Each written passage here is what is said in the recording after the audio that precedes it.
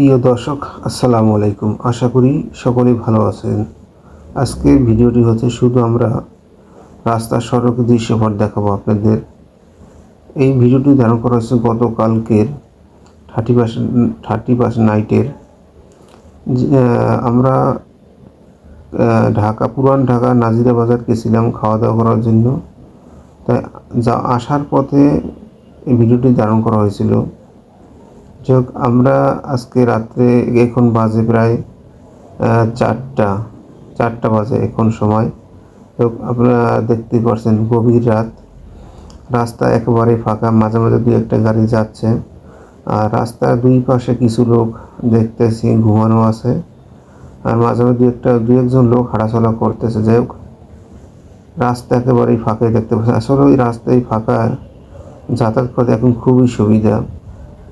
আজ তো ভাবছিলাম মোটামুটি যে রাস্তায় মানুষ চলাচল একটু বেশি করবে, কিন্তু তারপরও বেশি একটা দেখতে পারতেছি না, একেবারেই কম। অন্যান্য তুলনায় একটু হলো আজকে দু একজন বেশি লোকজন দেখা যেতে আছে। তারপরও আমার কাছে আজকে সবচাইতে সুন্দর একটা দিন।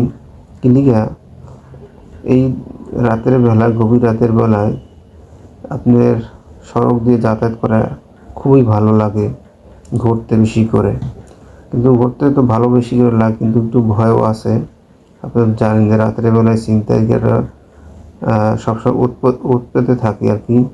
কখন কারে ধরবে, যে কিছু লোক হাঁটাহাঁটি করতেছে, মাঝে মাঝে দু একজন মেয়ে লোকও দেখা যাইতে আছে। যাই হোক, আমরা এখন যাচ্ছি শহীদ মিনারে। ওখান থেকে কিছু সময় কাটাবো, ওখানে একটু বসবো, ঘুরবো। তারপর হয়তো আমরা মিরপুর 11 নম্বরের দিকে যাব আর কি। আমাদের বাসার মিরপুর 11 নম্বর।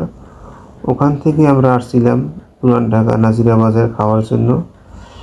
তা যাওয়ার পথে আমার এই ভিডিওটি ধারণ করা হলো আর কি।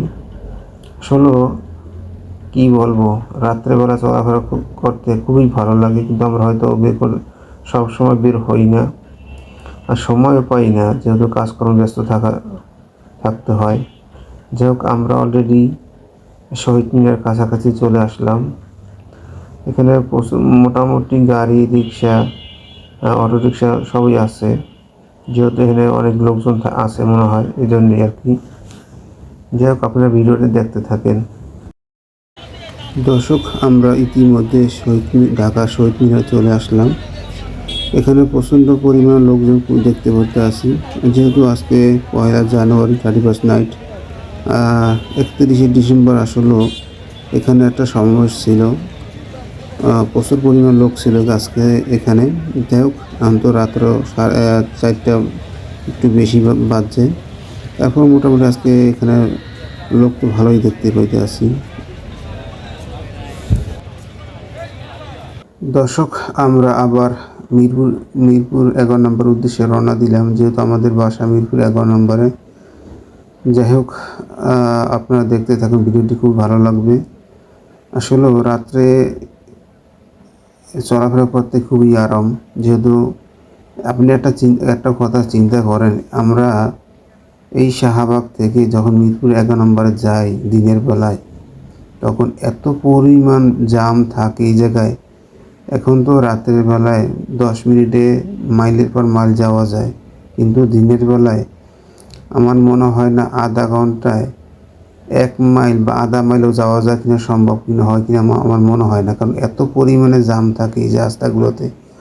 অন্য রাস্তায় থেকে কিন্তু শাহবাগ থেকে আপনার মিরপুর 11 নম্বর 12 নম্বর যে সড়ক, এত পরিমাণ গাড়ি জাম থাকে, মানে বোঝানো যাবে না, কি বলবো, ভাষাই বুঝতেছি না।